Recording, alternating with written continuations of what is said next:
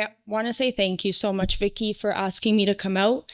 This is an honor and a privilege. I am so not used to hearing my voice, especially on a mic. I'm not the next Slim Shady. I'm not going to rap. I'm not going to sing. Although I used to do quite a lot of that when I was in active addiction. Like I had zero fear. Like I was on fire 24/7. Nothing was stopping me. And I used that for the longest time to live because I didn't know how to live. Like I had an addiction that told me that I needed to drink and use to feel alive, which is absolutely insane. I came to Ottawa with 2 suitcases from Toronto, and I went into Empathy House Treatment Center. And John and Vicky actually put on something across the street at Sunnyside Church. And I cannot tell you how thankful I am for that experience in my life, because that was my first opening to this spirit world life, this thing that I was missing in my life, this thing that I was searching for. I was just searching for God ever since I was born, and I was looking for love in all the wrong places. Like I just thought it was this thing outside, and I just kept trying to find that fill. It was like this big void inside of me, right? And I did whatever I could to like feel free, to feel happy, to fearless, right? Like I'm still shaking right now. Anyways, so I came into treatment, and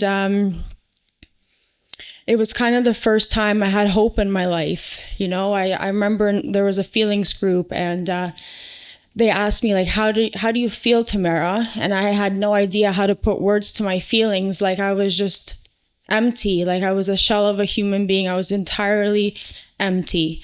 And all I did was I looked out the window and I said, I have hope. And I just started crying. And that was the first time I actually connected to my heart. I was so removed from like my heart, and from that moment onward, I closed my mouth and I just opened my ears, and miracles started to happen. I was in and out of the rooms prior to that from the time I was 18 years old. I landed in Ottawa at 31, and I thought I was coming for 3 months. I was like, I'm going to do this for 3 months, and then I'm going to go back to Toronto. I don't need to do this for that long. I've done this before. I know what to do. And then 3 months turned into 6 months, turned into a year, turned into 3.5 years. And I'm in sober living right now. I love Ottawa. I love what recovery has done for me. It worked through me. I don't work through the steps work through me. And they brought me to God, they brought me to the one thing that I was searching for that I couldn't find. Like I was so tired. Like when they say in the big book, our basic text, like tired eyes, I forget the quote, but that was me. Like I was just so tired. I was tired of being sick and tired. And in treatment, like I remember they used to send us on walks for 30 minutes, and I would go out on the streets and I would pray in my native language, and I would just ask God, please help me, like I'll do anything, like just give me some peace, and God did, God did, and my life has changed, I'm no longer this insane human being. Like I can actually breathe. Which is kind of sounds crazy, but that's how I feel, like I could go out in the world and face the world. And by the way, it's so amazing to see familiar faces. There's so many of you that have been like a part of my life. Like Andy helped me move into sober living. Megan, I've known for so long, like happy 1 month. I'm so proud of you, girl. There's so many beautiful people in here. Like we do this together, like the program of addiction, there's a we, it's not about me. Gerald, like you've taught me so much, I learned so much from everyone in here, this community here has just brought me back to life. And I don't know where I would be. And also one more thing I just want to share. I always talk about this in my story because it was kind of like a breaking point for me. I lost my dad to addiction. You know, he overdosed in Toronto to fentanyl. And I remember like just swearing that I wouldn't repeat his life. I just swore that I would never repeat that. But I couldn't, that didn't stop me from drinking or using. Like I was that sick that no matter what, I couldn't stop, right? Like I just was incapable.